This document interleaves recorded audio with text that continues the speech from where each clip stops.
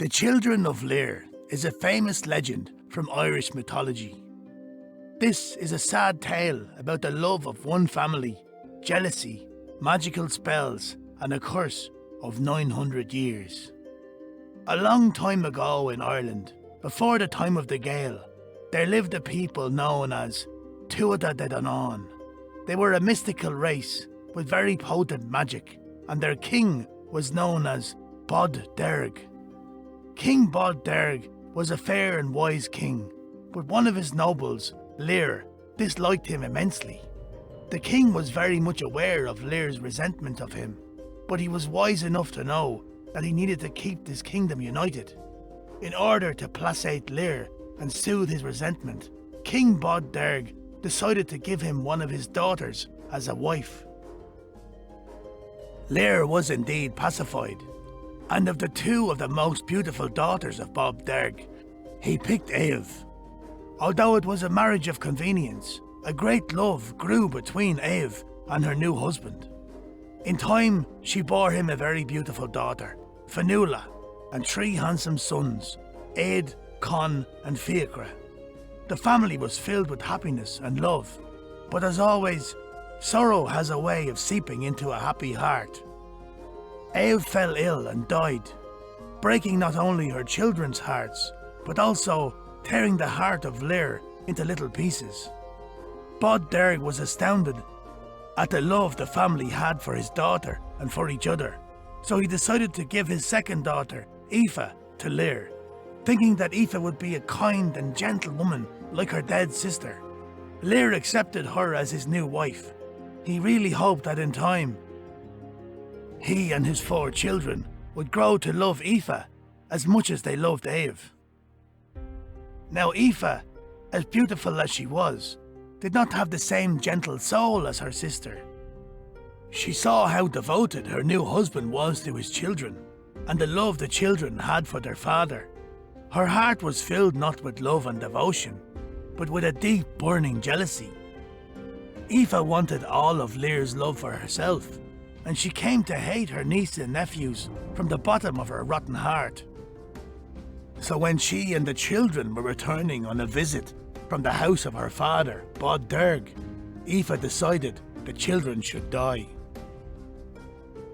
Aoife ordered her servant to slay her stepchildren, but when he refused, she decided to do it herself. However, when it came to doing the deed, she found that she didn't have the courage, so she decided to use magic upon them instead.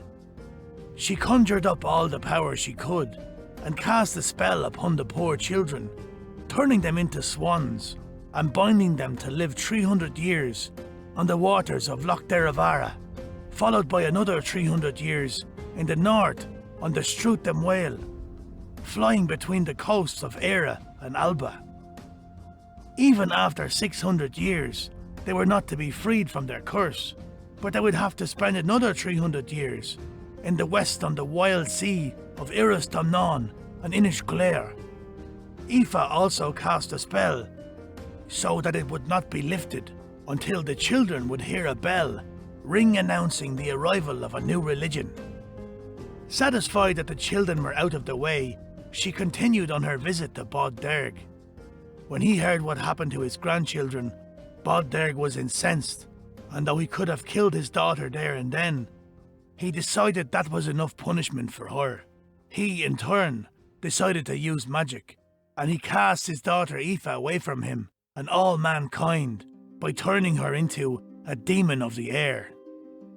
For 300 years, the 4 beautiful swans lived on the calm waters of Loch Derivara, feeding on the sweet grasses from the green fields and the fish within the lake.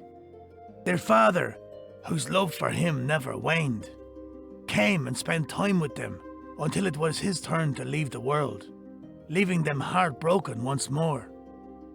Time had come for them to fly northeast to the stormy stream of Whale, where the gales sweep through from the icy north. Here, for 300 more years, they lived on the storm-wretched shores of Ireland and Scotland. This time there was no father to comfort them, and they only had each other. The time came from the sweet and beautiful Children of Lir to fly west to the stormy western sea. They settled on Inchglare for another 300 years. They feed upon wrack and fish on the coasts of that terrible sea. Their sorrow was unbearable, but one day something different happened. As the four swans fed, they heard a noise, a pleasant changing noise. Although they had never heard anything like it before, they knew that it was a bell. They just knew it was a bell, and they realized that their time of freedom was at hand. They went towards the source of the noise and saw that someone approached them along the shore. The strangers on the shore were unlike anyone they had known before, most certainly not from the Tuatha De Danann. They had a tonsured head and wore a rough homespun habit tied around the waist with a shugan. They spoke to him in greeting, surprising him, and asked him who they were. They related to the saga of their misfortune, and he felt a great pity and love for them, and in turn told them that his name was Quevog. De Danann were no longer on the land, but he had retreated into the sleet underworld. The children of the Gale now held the land, and the old gods were no more, for Patrick had come to Era, bringing the news of the Christ child, who was the true God. Quevog was a monk, and he asked the swan children to go with him to his sill. There he would look after them until the day the curse would finally be lifted from them, and to this day they agreed. They patiently waited for the monk as he explained the new religion to them. One day, a warrior entered their life, shouting that he was Largan, the king of Connacht. He wanted the swan people as a wedding gift for his new wife Diolch. Quevog stood in front of the king and rebuked him, saying, "You shall not have them." And then he rang his bell a second time. Immediately the swan's feathers fell away and they returned to human form. All the years that the Children of Lir had begun to show on their bodies, and they aged very quickly. Largan fled in terror, but Fionnuala and her brothers urged the monk Quevog to baptize them. They knew that very soon they would perish, and Fionnuala instructed the monk as how they should be buried. Fionnuala placed in the middle, with Fiachra and Con on either side of her. Aig was put in front of her, and this is how four of the Tuatha De Danann entered into the kingdom of heaven.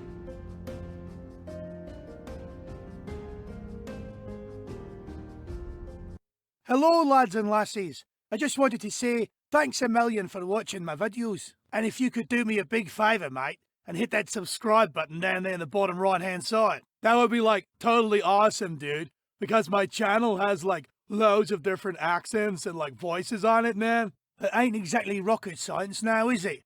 All you have to do is hit the little red button that says subscribe. So come on down. Hell, I got more accents than the state of Texas has rifles. Hey you.